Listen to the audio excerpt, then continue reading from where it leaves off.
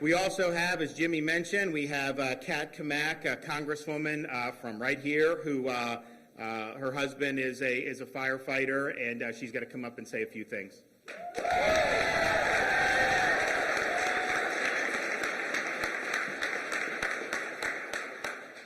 Now, as y'all know, I am your voice in Washington, D.C., our nation's capital, but I'm also Nancy Pelosi's least favorite member of Congress.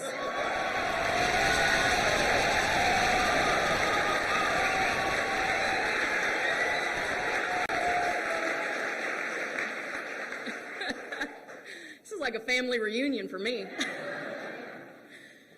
So, as the wife of a first responder, my husband Matt, he's over here.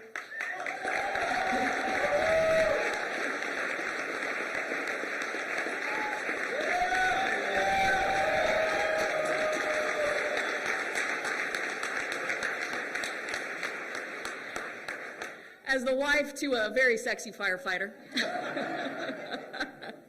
I know firsthand what goes into day in, day out of the first responder family. I watched all last year as our fire, law enforcement, nurses, linemen, everybody in our first responder family responded day in, day out, not asking, do you have COVID, not asking, are you vaccinated, but just doing their jobs. And so this is particularly close to home for me. You know, the brothers and sisters that are here with us today representing the fire department, police department, sheriff's office, GRU, you name it, this is family. This is very personal. We've had dinners together. We have celebrated birthdays. We have celebrated births, babies. We've mourned together for those that have fallen amongst us. We have served this community together and so much more. But now some small-minded people with even smaller hearts want to tear us apart. They want to tell us that we are not good enough to serve the very community that we have laid so much on the line for. And to that, I say hell no.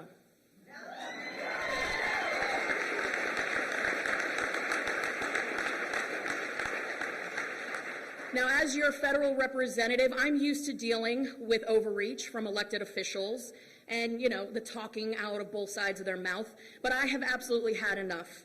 This isn't anti-vaccine. We stand here today as anti-mandate. Now, first, we heard from Biden that he wouldn't mandate the vaccines. Then we heard he would consider them.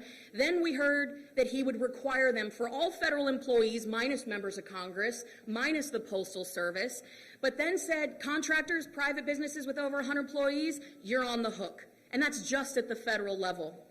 Now, at the state and local levels, governors, county, city level leaders, except not our governor.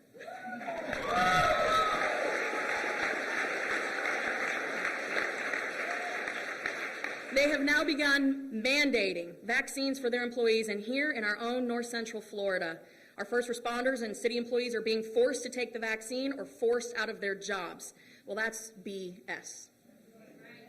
Now, I know too many here today, too many of our brothers and sisters that are being forced to make a decision that is a loss either way. I know too many who have spent the last year responding to COVID calls when no one was vaccinated. And now those same people who have responded over and over are being told that, again, they're not enough. Now, I don't know about you, but I don't know where in the Constitution the government's powers over one's personal health decisions can be found. Maybe that's because there is no such power.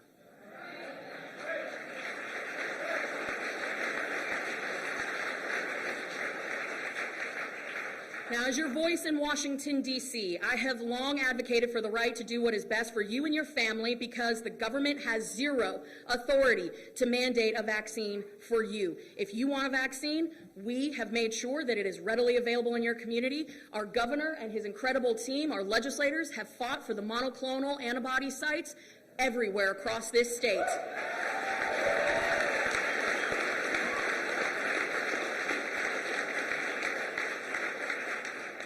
But if you don't want the vaccine, because that is a discussion between you and your doctor, we are going to fight for your right to make your own decisions.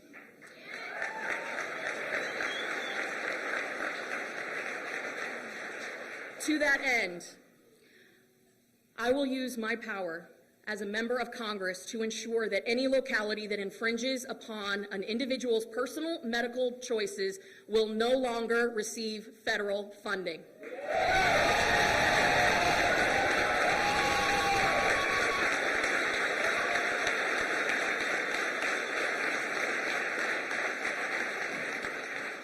And to the private small businesses now pressed with another unconstitutional mandate directed at your employees, I will be introducing legislation to dismantle the authority given to OSHA and other federal agencies being used to enforce Biden's unconstitutional order.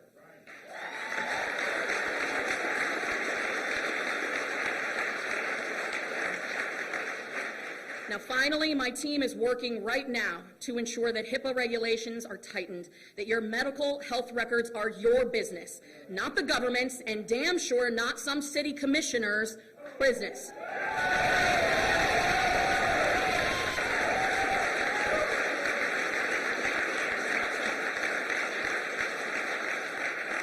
Now, we will not let tyrannical officials dictate life decisions of our citizens with unconstitutional mandates.